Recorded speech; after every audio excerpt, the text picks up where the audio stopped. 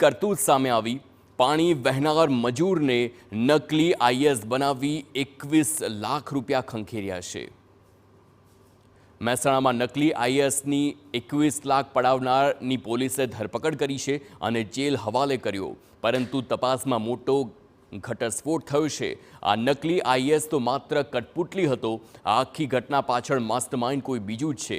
ઘટનાની વાત કરીએ તો સુરતના પિતા પુત્ર જયંતિ અને કૌશિક પટેલ વિસનગરના દિનેશ પટેલ સાથે મિત્રતા કેળવી અને એક દિવસ ફોન કરીને કહ્યું કે પોતાને ત્યાં ઇન્કમ ટેક્સની રેડ પડી છે, જેમાં 300 કરોડ રૂપિયા જપ્ત થયા છે, જેને છોડાવવા તેમને વકીલ માટે રૂપિયાની જરૂર છે અને તે માટે ઠગ પિતા પુત્રએ અમદાવાદના એક પાણી વેચતા મજૂરને નકલી આઈએસ બનાવ્યો અને ફરિયાદી સાથે આઈએસ બનીને વાત કરી। ત્યારે પોલીસે નકલી આઈએસ બનનાર મજૂરની ધરપકડ કરી છે, સાથે જ ફરાર પિતા પુત્રની પણ શોધખોળ હાથ ધરી છે।